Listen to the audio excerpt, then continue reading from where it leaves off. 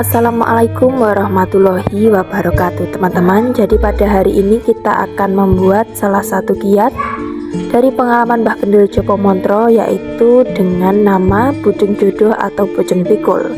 Jadi ritual atau kiat seperti ini pernah kami bahas di channel kami Mbah Kendil Jopo Montro.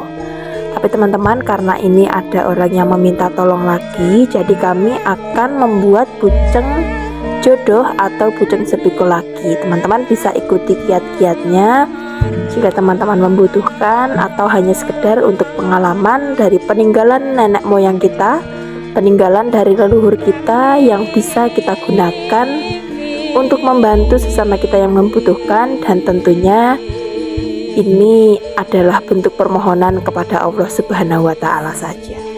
Teman-teman, sebelum kita lanjut, bagi kalian yang baru bergabung, jangan lupa subscribe supaya kita bisa lebih nyaman dalam menyimak video dari Mbah Kendil Jopo Montro. Teman-teman, jadi kami sudah memasak nasi dengan cara dikukus. Kita akan membuat nasi liwet teman-teman. Setelah nasinya matang dan masih dalam keadaan panas, kita akan langsung mencetaknya dalam bentuk kerucut seperti ini.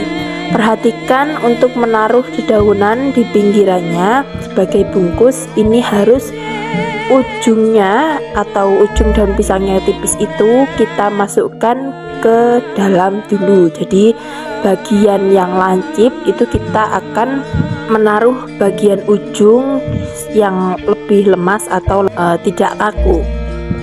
Dan untuk yang bagian yang kaku akan ditaruh di atas, jadi supaya tidak sobek dan bagian ujungnya bisa elastis membentuk kerucut dengan sempurna. Dalam keadaan nasi yang masih panas, ini harus terburu-buru dicetak supaya bisa merekat dan bisa terbentuk menjadi kerucut yang baik atau yang sempurna. Dan jangan lupa teman-teman, kita harus pastikan bahwa ini benar-benar padat, sehingga ketika kita tumpahkan atau kita tuangkan atau kita lepas dari cetakannya, ini tidak ambyar atau bisa terbentuk menjadi kerucut. Teman-teman, cara-cara seperti ini jika kita tidak mengetahui cara atau tekniknya, tentu saja akan terlihat sulit.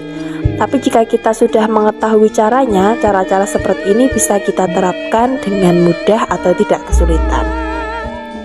Pastikan semuanya lapisan itu terkena daun pisang, jadi supaya tidak lengket pada cetakan.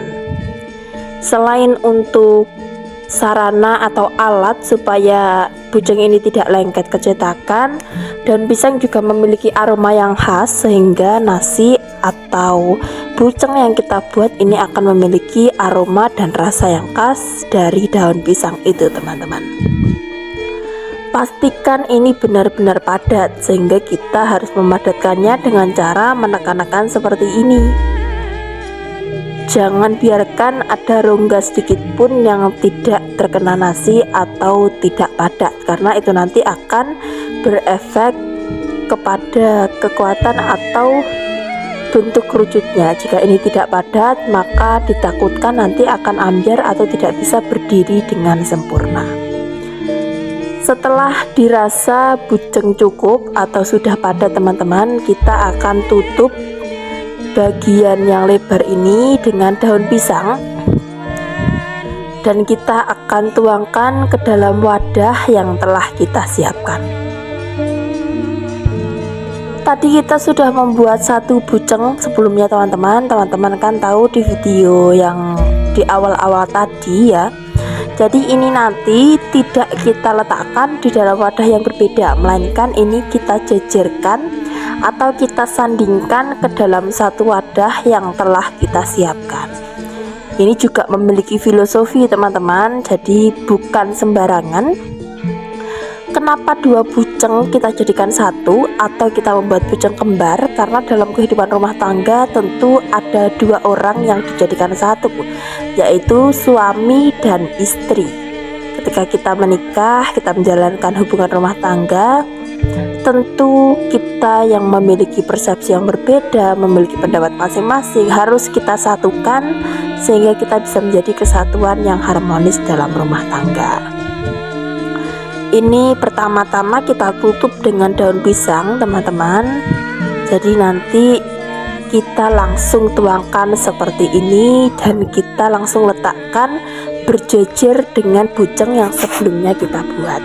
Ini sambil ditekan-tekan biar benar-benar padat maksimal. Dan ini akan kita tunggu sampai bucengnya dingin. Jadi jangan langsung dibuka untuk daun pisangnya supaya ini bisa terbentuk kerucut dengan sempurna. Dan ini adalah buceng kuat. Jadi buceng kuat itu terbuat dari ketan teman-teman. Caranya sama, pertama dalam bahasa Jawa kita bisa nyebutnya ngaru ya teman-teman. Jadi dikaru dulu, kemudian kita kukus ketannya, dan setelah matang ini dalam keadaan panas juga harus langsung kita cetak supaya nanti tidak ambyar. Karena kalau dingin itu tidak bisa merekat teman-teman kalau dicetak. Jadi dalam keadaan panas seperti ini kita akan langsung mencetaknya. Seperti pembuatan buceng dari nasi tadi, ini harus ditekan-tekan supaya benar-benar padat. Nanti kalau tidak padat, tadi sudah saya jelaskan, tidak bisa merekat satu sama lain dan nanti ketika dituangkan akan ambyar. Dalam pengerjaan seperti ini teman-teman, hati kita juga harus tenang. Tidak bisa terburu-buru atau seperti dikejar-kejar waktu dan lain sebagainya. Kita harus tenang, harus enjoy, karena ini adalah niatan baik teman-teman. Jika kita bumbui dengan rasa amarah, tentu itu tidak akan baik. Ini akan kita tekan-tekan sampai benar-benar padat, dan setelah dirasa cukup atau sudah padat, kita akan tutup dengan daun pisang seperti ini dan langsung kita tuangkan di satu wadah yang berbeda. Jadi untuk buceng kuatnya ini hanya satu ya teman-teman. Untuk buceng jodohnya tadi kan 2, jadi seperti buceng kembar seperti itu. Ini akan kita diamkan sampai benar-benar padat dan nanti kita akan sajikan atau kita akan menjalankan ritual yang selanjutnya. Teman-teman, jadi pada malam hari ini Mbah Kendil membuat ritual lagi seperti yang pernah kita bahas sebelumnya, yaitu tentang buceng pikul atau buceng jodoh. Jadi kedua buceng ini diletakkan dalam satu wadah. Ini melambangkan yang satunya laki-laki dan yang satunya perempuan, yaitu manten lanang atau manten wadon. Dalam bahasa Jawa disebut seperti itu. Kemudian untuk pikulannya ini belum kami pasang teman-teman. Ini nanti akan kita potong sesuai ukuran yang sudah tertera. Nanti akan dipikulkan di sini, jadi ditumpangkan di tengah-tengah seperti pikulan. Kemudian tak lupa di sini ada jenang purwo, yaitu ada jenang merah, kemudian jenang putih. Jenang merah ditumpangi putih dan putih ditumpangi merah. Ini adalah perlambang dumadining manungsa atau awal mula ciptaan manusia. Kemudian teman-teman untuk lauk pauknya di sini ada telur. Jadi telur yang dibelah menjadi 2, seperti ketika kita menjalankan kehidupan rumah tangga, laki-laki dan istri itu harus memiliki satu pikiran. Jadi seperti pinang dibelah 2, atau di sini kita memakai perlambang telur yang dibelah menjadi 2. Kemudian teman-teman untuk sayurannya atau urapnya ini kita tidak bisa memakai sayur yang sembarangan. Di sini kita menggunakan kangkung. Pernah dijelaskan sama Mbah Kendil bahwa kangkung itu adalah gambaran dari Kang Linangkung. Dan kemudian di sini juga ada kluwe. Jadi biar linuwe rezekinya, biar tertumpah-tumpah. Kemudian teman-teman ini juga ada sambal goreng sebagai ragam. Dan yang paling penting teman-teman, jika ada buceng sepikul atau buceng jodoh tentu akan diimbangi dengan yang namanya buceng kuat. Jadi ini terbuat dari ketan teman-teman, sebagai perlambang kuatnya rumah tangga kita, kuatnya dalam menjalankan kehidupan rumah tangga. Ini kita menggunakan yang namanya buceng kuat. Ragam-ragam seperti ini pernah kita bahas di video yang sebelumnya teman-teman, tapi supaya teman-teman bisa puas, kita akan langsung bertanya dengan Mbah Kendil Jopomotro. Assalamualaikum warahmatullahi wabarakatuh Mbah Kendil. Waalaikumsalam warahmatullahi wabarakatuh. Bisa mungkin dijelaskan Mbah tentang ragam-ragam peninggalan nenek moyang, yaitu ini untuk membantu orang dan banyak juga yang berhasil Mbah, yang namanya buceng jodoh atau buceng pikul, dan ini bujang kuat, Mbah. Kenapa dua bujang ini kok bisa menjadi satu kesatuan yang berkesinambungan, Mbah?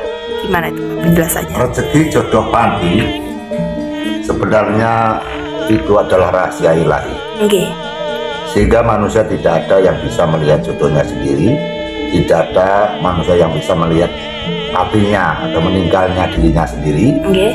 Manusia juga tidak akan tahu tentang rezekinya sendiri, kapan rezeki itu akan datang. Ritual-ritual yang dilaksanakan ini semata hanya untuk menolong orang. Nggih. Karena sejak dulu sampai sekarang banyak orang-orang yang kesusahan mencari pasangan sejati atau jodoh sejati. Nggih. Barangkali kita menyajikan seperti ini, doa kita menjadi pasangan yang harmonis, sakinah mawaddah warahmah, pasangan yang sembulur, pasangan yang terus berkelanjutan hingga ajal tiba. Nggih. Sehingga banyak ragam-ragam yang kami sajikan yang cukup sederhana seperti kita sajikan, yaitu kangkung, artinya kami kangkung. Nggih. Kangkung itu tumbuhnya selalu beranggatan atau sembulur atau merembet. Iya. Atau menjalar, sehingga dilambangkan bahwa semoga orang yang minta tolong ini akan mendapatkan jodoh yang sembulur merambat dan tidak ada intinya. Pohon kangkung apabila dipotong mereka akan bersemi lagi, apabila dipotong akan tumbuh lagi, apabila dipotong pohon kangkung akan tumbuh lagi. Sehingga seperti halnya apabila kita mendapatkan pasangan, apabila banyak cobaan, rintangan, bahkan ada pasangan yang sudah menyatakan perceraian, namun harapan kita tidak akan bisa putus, selalu dan selalu dilindungi Tuhan, dan selalu akan sembulur seperti daun kangkung atau pohon kangkung, akan selalu walaupun banyak masalah, banyak cobaan, tapi cobaan seperti badai akan ditinggalkan atau akan berlalu, sehingga akan menjadi pasangan dari awal hingga akhir, menjadi pasangan yang utuh, pasangan yang bisa mengantarkan kematian kedua belah pihak. Kejadian atau ritual ini sudah kami laksanakan sejak tahun 1990. Kejadian-kejadian atau ritual-ritual ini memang kami saksikan, memang pada dasarnya adalah peninggalan para nenek moyang kita atau mbah-mbah kita sendiri, atau orang tua kita sendiri yang berasal dari bujang netonan. Kalau bujang netonan itu hanya satu, sehingga kita menciptakan dua, karena kalau hanya satu tidak sempurna. Mbak. Jadi nenek moyang kita, mbah saya, mbok saya mengajarkan hanya satu. Kemudian saya berirakan menjadi dua atau sejajar atau kembar. Jadi laki-laki dan perempuan, sehingga di dalam pernikahan agar kita memiliki persatuan dan kesatuan kerukunan, maka ada istilah bersama dipikul ringan sama dijinjit, bersama dipikul ringan sama dijinjit, artinya segala permasalahan perlu dimusyawarahkan, segala permasalahan perlu kita renungkan. Jangan sampai kita menangnya sendiri, jangan sampai kita secepatnya menyimpulkan. Harus kita selalu bermusyawarah dengan pasangan kita sendiri, sehingga jangan sampai terjadi malapetaka atau badai atau cobaan yang sangat berat sekali yang akhirnya memisahkan jodoh kita. Sehingga dengan ini lambang-lambang dari bujang sepikul, artinya yaitu merupakan kedua belah pihak akan memikul kehidupan, yaitu menjalani bahtera rumah tangga. Tentu orang yang berumah tangga pasti ada, yaitu halangan, pasti ada cobaan. Itu pasti. Tapi cobaan itu mohon untuk dipikul bersama-sama agar ringan, tidak menjadi berat, tidak menjadi susah. Ini saya kasih, ini bujang sepikul, ini pikulannya. Ini juga berasal dari nasi. Nanti dipotong, letakkan di sini. Saya ulang lagi, ini nanti dipotong, kita letakkan di sini, artinya ini laki-lakinya, ini perempuan, artinya dia ada kesinambungan. Sehingga orang berumah tangga tidak seperti orang pacaran. Orang berumah tangga itu selalu berkaitan, selalu bergandengan. Makanya kalau pasangan kita selingkuh, otomatis kita akan terasa. Misalkan kita sebagai suami, istrinya selingkuh, pasti terasa. Sebaliknya apabila sang istri suaminya selingkuh, mereka pasti akan terasa hatinya, karena ada kesinambungan di antaranya suami dan istri. Seperti ini hanya dipasang dari pikulan. atau yang dalam artinya ada kesinambungan antara perempuan dan laki-laki. Ritual-ritual ini kita sajikan, kita tunjukkan, kita agungkan kepada Tuhan Yang Maha Esa. Kita tidak bisa apa-apa dan kita hanya memiliki kiat atau cara-cara. Semoga cara-cara ini akan bisa diterima oleh Tuhan, dibaca oleh Tuhan, dilihat oleh Tuhan, sehingga Tuhan akan memberikan kasih sayang.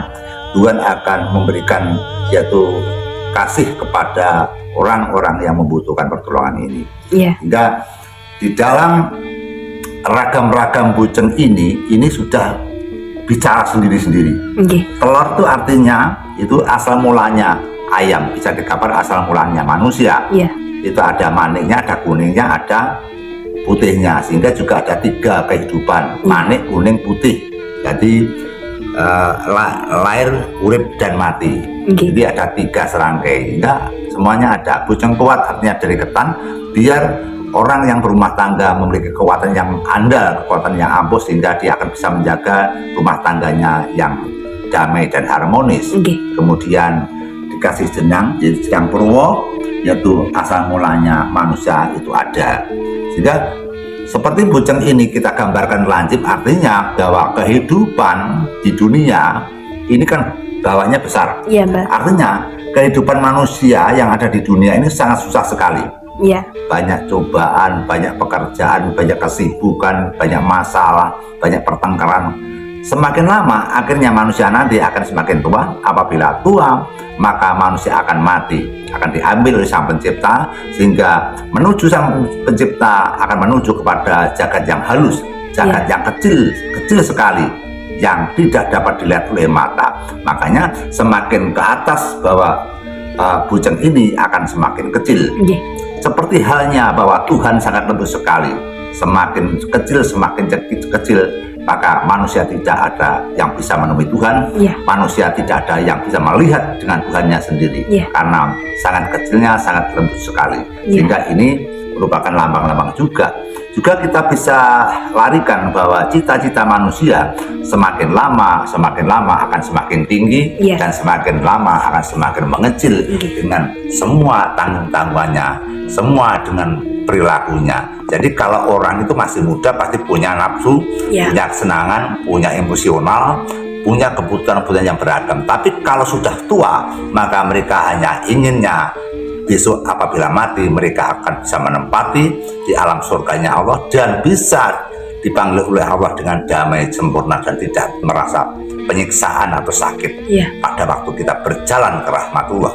Sehingga semua ini adalah merupakan doa-doa kita kepada Tuhan. Semoga orang yang susah sekali bisa tertolong dengan ritual semacam ini.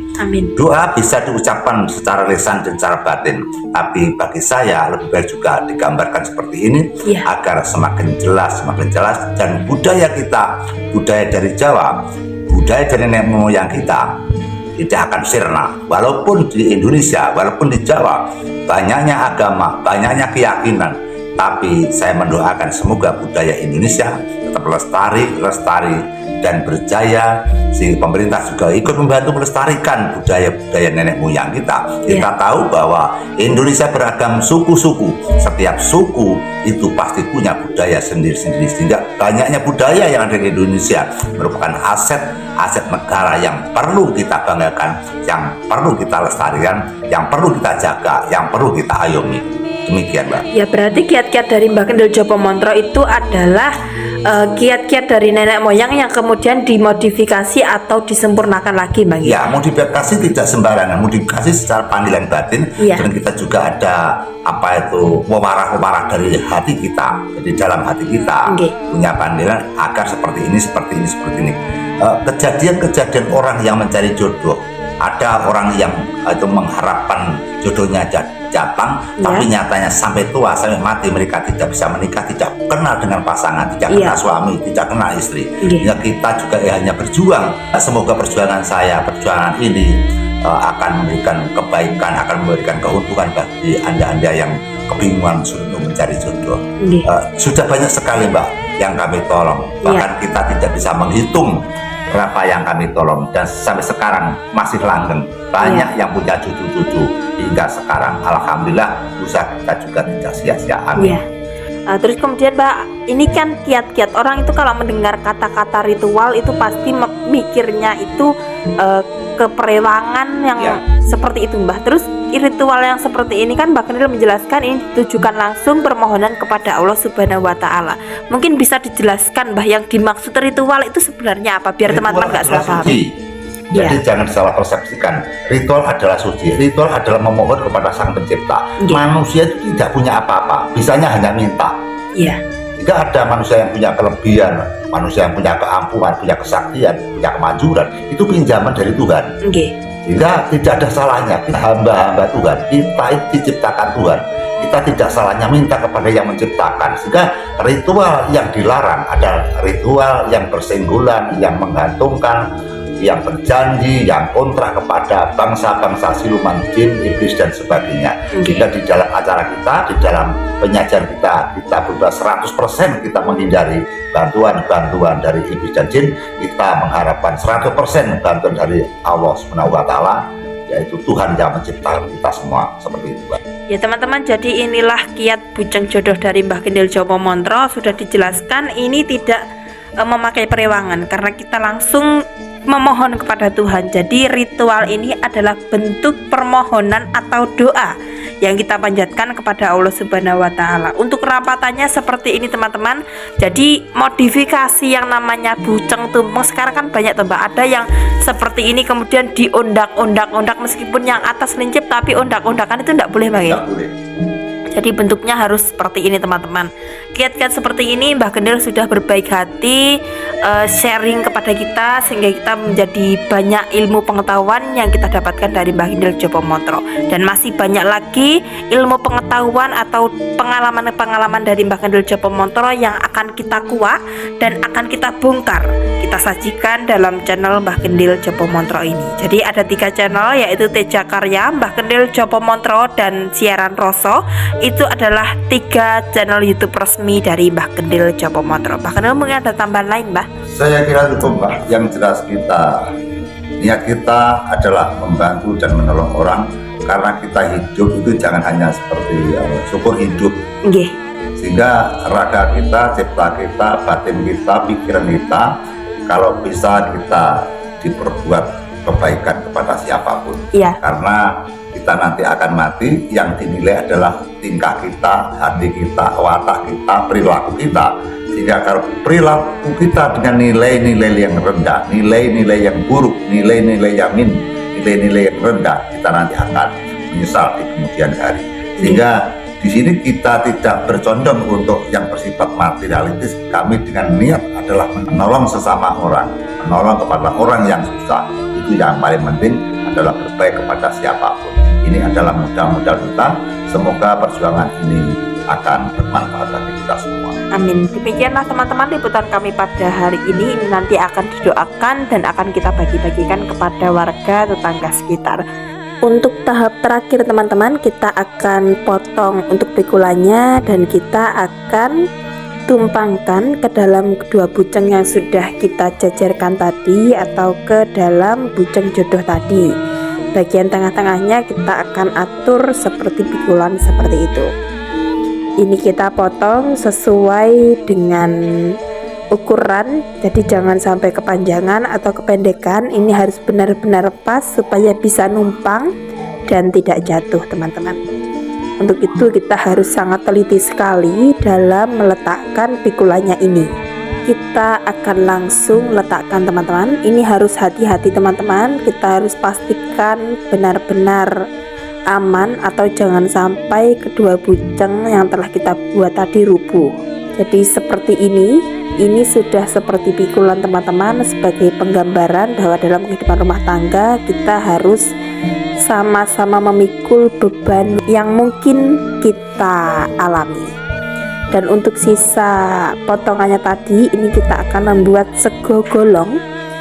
Jadi nasi ini akan kita bungkus dengan daun pisang. Kita akan membuat biasanya 7. Jadi inilah teman-teman kiat dari kami. Semoga ini bermanfaat. Wassalamualaikum warahmatullahi wabarakatuh.